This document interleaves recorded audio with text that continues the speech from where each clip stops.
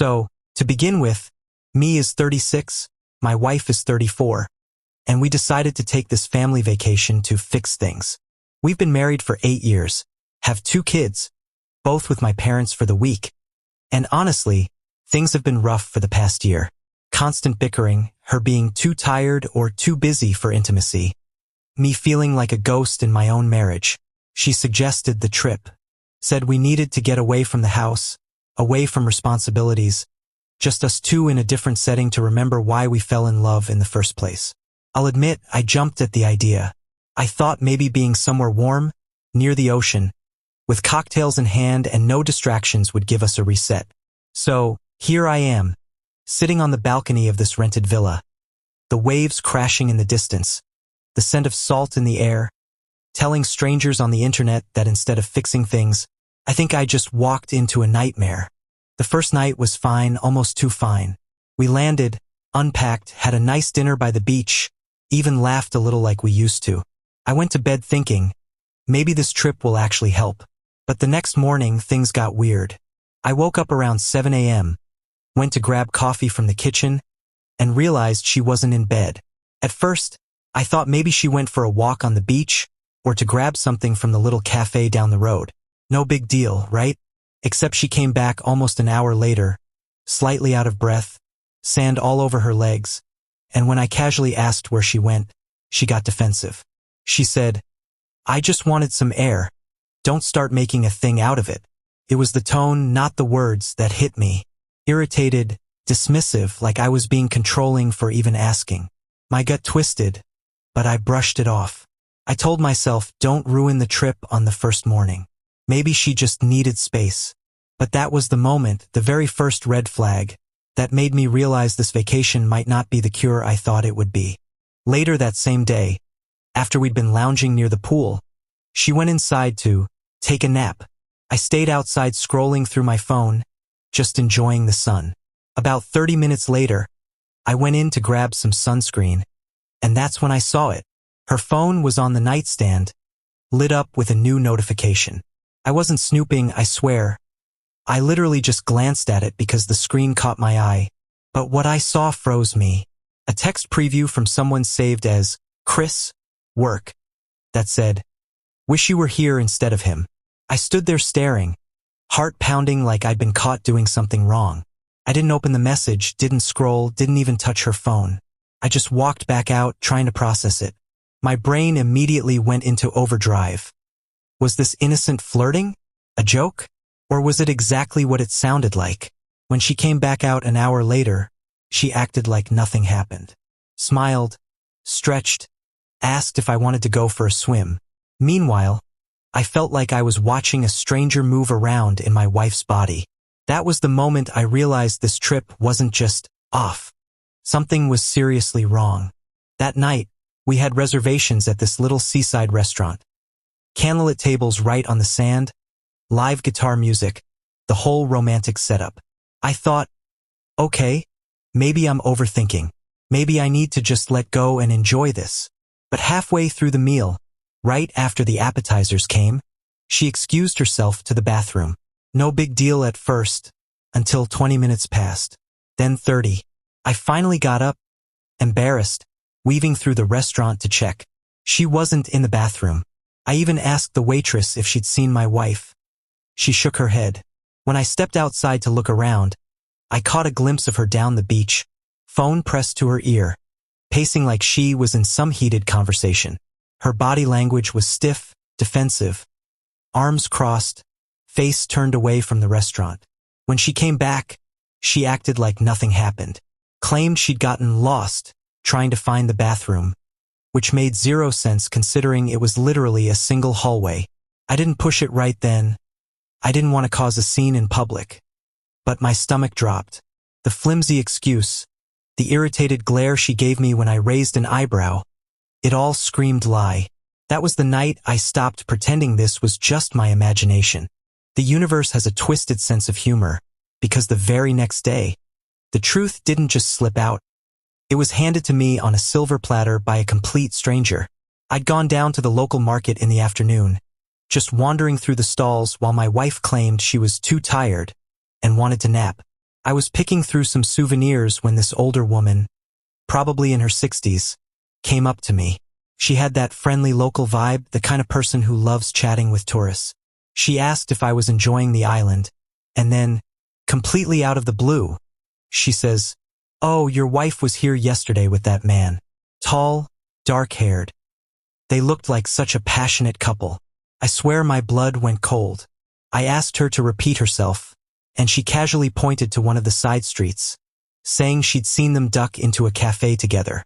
She said it like it was the most normal thing in the world, like she was paying me a compliment. I tried to play it cool, nodded, thanked her, but inside my chest it felt like someone had stuffed me with burning coals. I didn't even know how to process it. Was this woman mistaken? Was my wife really meeting someone behind my back while on our supposed marriage-fixing vacation? When I got back to the villa, my wife was sitting on the couch scrolling her phone, hair wet like she just showered. She smiled at me, asked if I found anything good at the market. I stood there, staring, trying to picture her in that cafe with some other man. That night, I couldn't look at her the same. I barely slept that night. My brain was buzzing with the old woman's words, replaying them like a broken record. Around 2 a.m., I finally dozed off, only to wake up about an hour later to the sound of the villa's front door clicking shut. I sat up instantly. The bed beside me was empty. My stomach lurched. I crept to the balcony, heart pounding, and sure enough, I saw her down the path, a shadow in the moonlight, moving quickly toward the road that led into town. She wasn't dressed for a midnight stroll either. She had on a fitted dress and sandals, like she was going somewhere. I stood frozen, watching her disappear around the corner. For a second, I thought about following her. But something inside me stopped. Fear, maybe. Fear of confirming what I already knew. Fear of seeing her with him. She came back almost 2 hours later, tiptoeing like a teenager sneaking in past curfew. When I confronted her right there in the dark, she jumped and snapped. I couldn't sleep, so I went for a walk. "Why are you making a big deal out of nothing?" Her irritation was louder than her whisper. No explanation for the dress.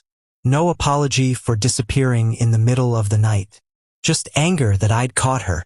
And I lay there the rest of the night, staring at the ceiling, knowing deep down that our marriage wasn't broken.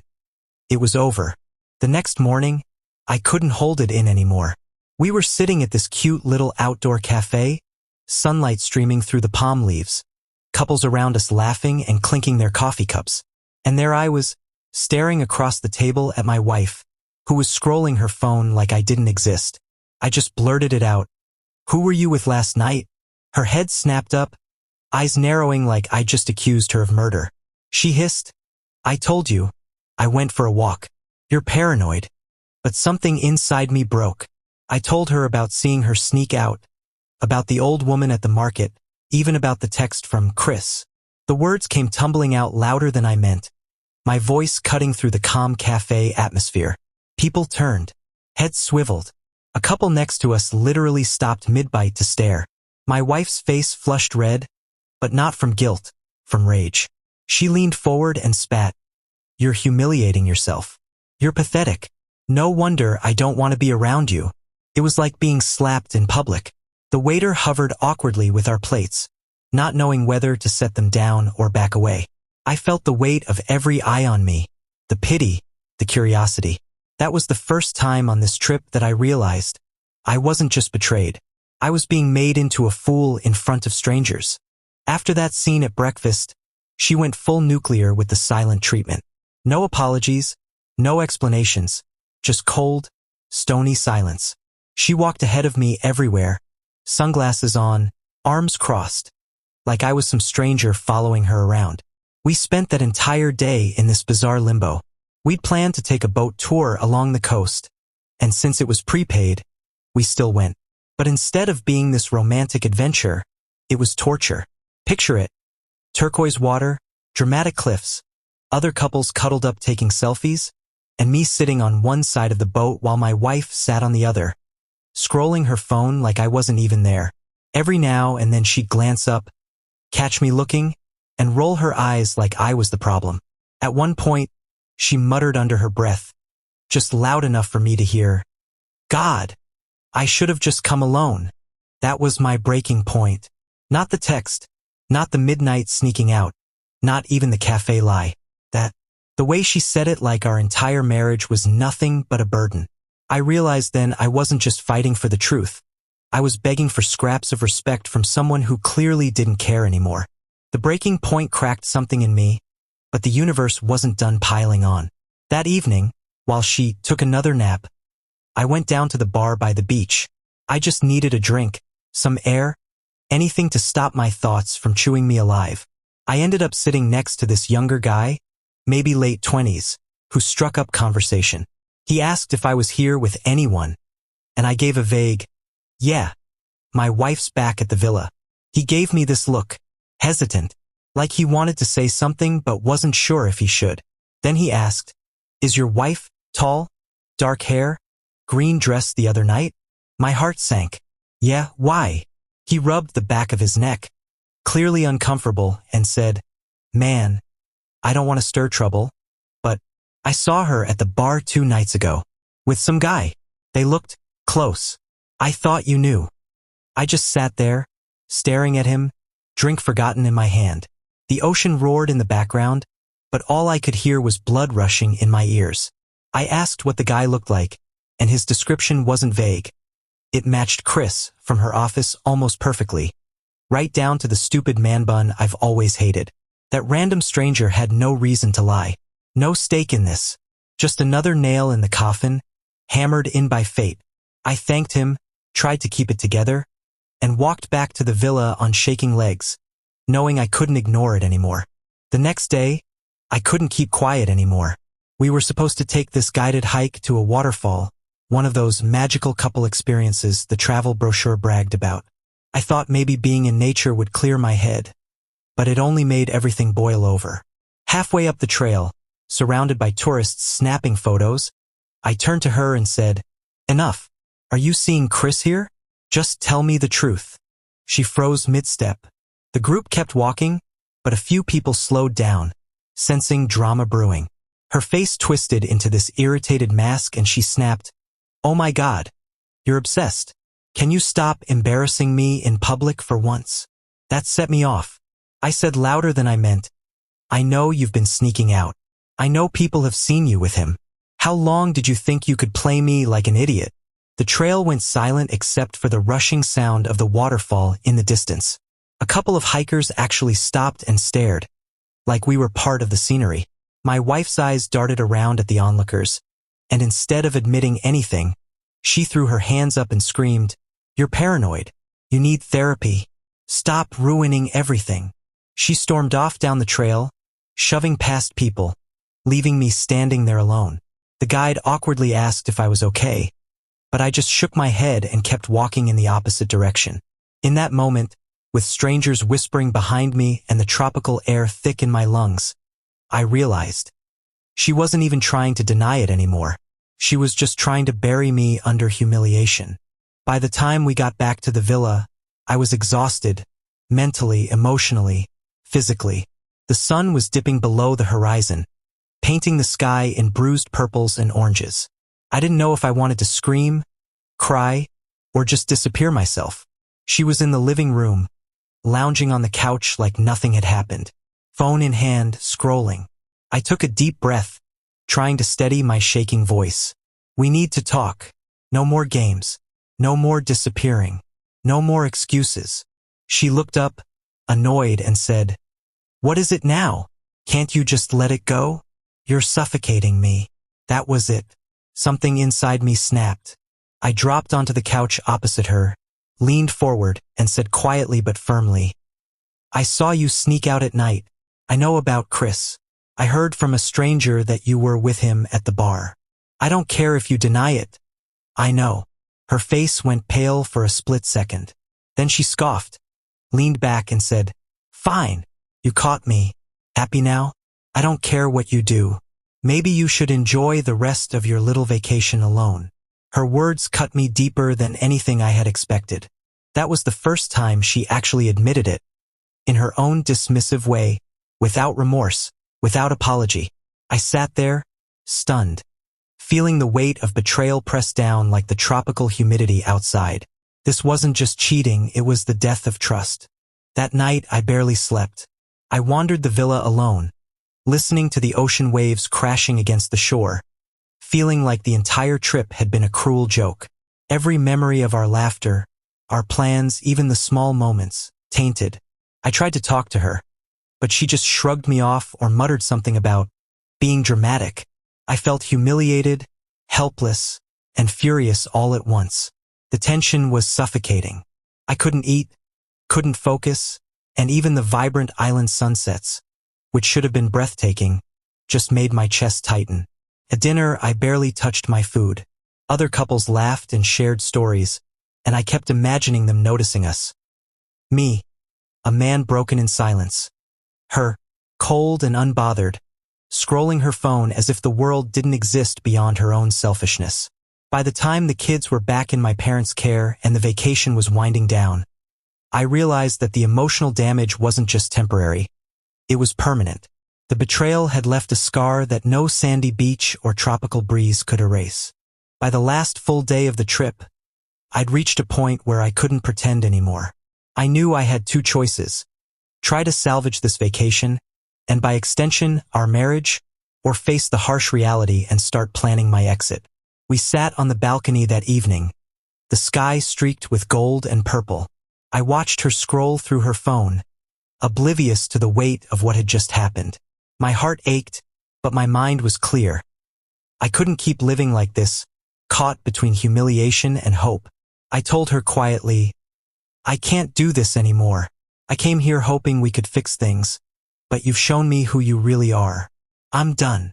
She blinked, a mix of irritation and surprise crossing her face. "Fine," she said flatly. "Go ahead. Leave. Make yourself the victim. I don't care." And in that moment, I felt a strange sense of relief.